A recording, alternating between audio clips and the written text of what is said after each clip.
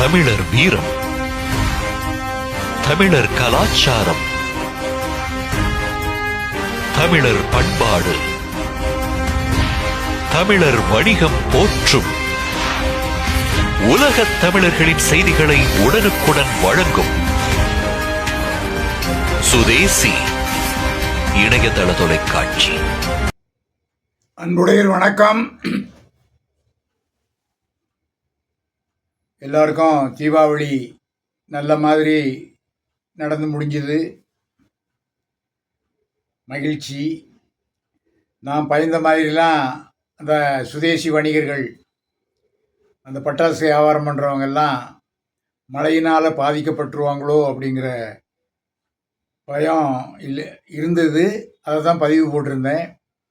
ஆனால் அந்த தருணத்தில் விற்பனை செய்தவர்களுக்கும் பாதிப்பு இல்லை, அதை வாங்கி உபயோகப்படுத்தியவங்களுக்கும் மழையினால் பாதிப்பு இல்லை. இன்னும் மழை பெய்யணும், ஆனால் நல்ல மழை இருக்குன்னு சொல்லியிருக்காங்க. பார்ப்போம். அந்த அளவுக்கு போய்கிட்டு இருக்கு.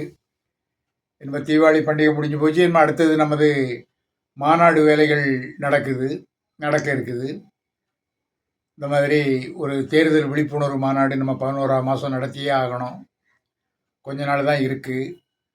அதுக்குரிய ஆவண வேலைகளை நம்ம செய்யணுங்கிறத நான் அந்த நேரத்தில் சொல்லிக்கிடுறேன். பெரும்பாலும் நம்மளுடைய சுதேசி வாழ்க்கைகளில் பல இடர்பாடுகள் இருக்கும், கஷ்டங்கள் இருக்கும், நஷ்டங்கள் இருக்கும். எல்லாத்தையும் பொறுத்து தான் நாம் போய்கிட்டு இருக்கோம். நிறைய பிரச்சனைகள் இருக்கும். ஆமாம், அதை நம்ம அனுசரித்து போய்கிட்டு இருக்கோம். அந்த வகையில் தமிழ்நாடு வியாபாரி சங்க பேரவை ஒரு ஆன்மீக பணி மாதிரி நமது சுதேசி வணிகர்களுடைய பணியை நாம் செஞ்சுக்கிட்டு இருக்கோம். அதில் பல இடர்பாடுகள்லாம் வரலாம், நம்மளை மனசு கஷ்டப்படுத்தலாம், நம்மளை கூட இருந்தவங்களே அதை செய்யலாம். அதெல்லாம் நம்ம பொருட்படுத்தாமல் நம்ம வேலை என்னவோ அதை பார்த்து நம்ம செஞ்சுக்கிட்டு இருக்கணும். அதுதான் நான் ஒரு வீடியோ ஒன்று போட்டிருந்தேன்.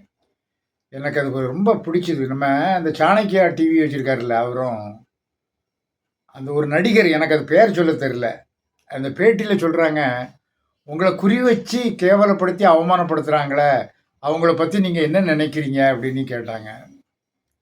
அதுக்கு அந்த நடிகர் சொல்கிறாரு, சின்ன வயசு மாதிரி தான் தெரியுது, அது இருக்கத்தான் செய்யும். நம்ம அவங்கள சட்டை பண்ணக்கூடாது, காயப்படுத்த தான் செய்வாங்க. அவங்கள பெருசாக்கணும்னா அவங்க பிறகு அசைக்க முடியாத சக்தி ஆகிடுவாங்க. அதை தூசியாக நினச்சி உதறி விட்டு போயிடணும். அது அவங்க பாதிக்க செய்வாங்களோ நம்ம ஏன் நினைக்கணும் அப்படிங்கிற மாதிரி ஒரு யதார்த்தமாக பதிவு சொன்னார். ரொம்ப பிடிச்சிருந்தது. இருக்காங்க சினிமா துறையிலும் நல்ல கருத்துக்களை சொல்கிறவங்க இருக்க தானே செய்கிறாங்க. அது ரொம்ப மகிழ்ச்சியாக இருந்தது. அதுமாதிரி தான் சமீப காலமாக என்னுடைய நடவடிக்கைகளில் கூட கொஞ்சம் நீங்கள் வித்தியாசங்கள் பார்த்துருக்கலாம். ஒரு காலகட்டங்களில் நான்லாம் ரொம்ப ஆடம்பரமான ட்ரெஸ்ஸு போட்ட ஆள் தான், ஆடம்பரமாக தான் இருப்பேன். அது அன்னைக்கு என்னுடைய பொருளாதார சூழ்நிலை அப்படி இருந்தது. ரொம்ப ஆடம்பரமாக இருப்பேன். கழுத்தில் செயின் என்ன, கையில் ப்ரேஸ்லெட் என்ன, கையில் மோதிரம் என்ன, நகைகள் என்னன்னு ரொம்ப ஆடம்பரமாக இருப்பேன். இப்போ அப்படி இல்லை. ஆமாம், அதுக்குரிய சூழ்நிலை இல்லை, யதார்த்தமாக வந்துட்டோம். ஆனால் இந்த ஆடை அணிவிப்பு இதில் மட்டும் நான் அதில் கொஞ்சம் கவனமாக இருக்கேன். ஏற்கனவே இடையில ரொம்ப இதாக இருக்கும்போது இந்த காதி கிராஃப்ட் சட்டை யூஸ் பண்ணுவேன், சட்டை வேஷ்டி. அது 250 ரூபா சட்டை, 250 ரூபா வேட்டி, 500 ரூபாயில் ஒரு ட்ரெஸ்ஸு முடிஞ்சிடும். அப்போ அன்னைக்கு ஒரு சூழ்நிலை அப்படி இருந்தது. ஒரு 4ஆம் வட்டத்தில் கொஞ்சம் பரவலாக தமிழ்நாடு அளவில் நம்மளை பின்பற்றி வரும்போது ஒவ்வொருத்தரும் சொல்ல ஆரம்பித்தாங்க, நீங்கள் உங்களை வரைக்கும் எளிமையாக இருங்க, ஆனால் எங்கள் தலைவர் நீங்கள் இப்படி தான் இருக்கணும் அப்படிங்கிற ஒரு வழிமுறையை எனக்கு வகுத்து கொடுத்தாங்க. அதுக்கு சில இதுகளில் நான் என்னுடைய ஆடைகளையாவது கொஞ்சம் நல்லா பண்ணுங்கண்ணாச்சி, என்னண்ணாச்சி சட்டை போடுறீங்க, என்ன வேஷ்டி கட்டுறீங்க அப்படிம்பாங்க. நான் அதில் கூட கொஞ்சம் கவனம்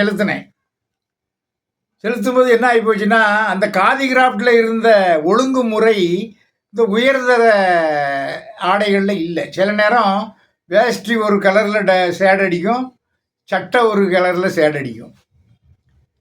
ஒரே வெயிட்டு இருக்கணும்ல. நிறைய பேர் சுட்டி காட்டுவாங்க. நான் சில நேரம் வேஷ்டி சட்டை போட்டு மேடையில் உட்காரும்போது சொல்லுவாங்க, அண்ணாச்சி உங்கள் வேஷ்டி கொஞ்சம் டல் அடிக்குது. ரொம்ப கவனிக்கிறாங்க. இப்போ முந்திய மாதிரிலாம் இல்லை. உங்கள் செருப்பு இப்படி இருக்குது அப்படின்லாம் சொல்லுவாங்க. அது உண்மைதான். சில நேரங்களில் பார்க்கும்போது எனக்கே அந்த மனம் உறுத்தும். பிறகு அதை பார்த்து பிறகு வீட்டில் இருக்கிற வேஷ்டி சட்டைகளை பார்த்து மேய்ச்சி இருக்காண்டி நம்ம பண்ணுவோம். நான் எதை சொன்னாலும் ஒரு சூசகமாக தான் சொல்லுவேன், உங்களுக்கு தெரியும். அந்த மாதிரி போய்கிட்டு இருந்த இந்த காலத்தில் அது எல்லாத்துக்குமே பொருந்தும். அரசியல் கட்சிகளுக்கு பொருந்தும், அமைப்புகளுக்கு பொருந்தும். நம்ம மேட்சாக இருக்கணும்னு நினச்சி வாங்கி ஒரு பொறுப்பை கொடுப்போம். அது மேட்சாக இருக்காது. அதுக்கு என்ன தூக்கு போட்டு செத்துறையா முடியும். சிலது மேட்சாக இருக்காதுன்னு நினைப்போம், அதுதான் மேட்ச் ஆகும். என்ன பண்ண முடியும்? வாழ்க்கையின் தத்துவமே அதுதானே. சிலர் நம்மளுக்கு ஒரு மிகவும் உதவியாக இருப்பாங்க அப்படின்னு முழுக்க முழுக்க அவங்கள நம்புவோம். அவங்க பாதி வழியில் நம்பிடுவாங்க. சிலர் கூடவே இருப்பாங்க. அதான் அந்த ட்ரெஸ்ஸு ஆடைகள் சொன்னேன்னு கூடவே இருப்பாங்க. பெரிய பதவியில் இருப்பாங்க. ஆனால் நம்ம என்ன செய்கிறோங்கிறத எதிர் முகாமுக்கு தகவல் பரிமாறிக்கிட்டே இருப்பாங்க. சம்பளம் அங்கே வாங்கிட்டு இருப்பான். அதான் நான் சொன்னேன், நேற்று ஒரு பதிவு போட்டிருந்தேன். எங்கள் ஊருக்கு மூதேவி, 3 தேவிகள், சரஸ்வதி, லட்சுமி, பார்வதி. மூதேவி அப்படின்னா அந்த தேவிகளை மூதேவின்னா அது ஒரு இதாக சொல்கிறது. அப்போ மூதேவி, 3 தேவிகள், மூதேவி தேவியையே இது பண்ணுறது. அந்த மாதிரி மூதேவிகளுடைய அரவணைப்புகளை இல்லாமல் பார்த்துடுங்க வாழ்க்கையில். மது, மாது, சூது, இந்த 3 தான் மூதேவி. இந்த மூதேவியை பிடிச்சிக்கிட்டிங்கன்னா உங்கள் வாழ்க்கை ரொம்ப தடுமாற்றமாக இருக்கும். அந்த மூதேவியை காரணம் காட்டி ஆசை காட்டி உங்களை நிலைகுலைய செஞ்சுருவாங்க. கவனமாக இருங்க, எச்சரிக்கையாக இருங்க. நல்லதே நடக்கும். தீயவை இந்த அக்டோபர் இந்த தீபாவளியோடு முடிஞ்சு போச்சு. நன்றி, வணக்கம். அண்ணாச்சி முத்துக்குமார்.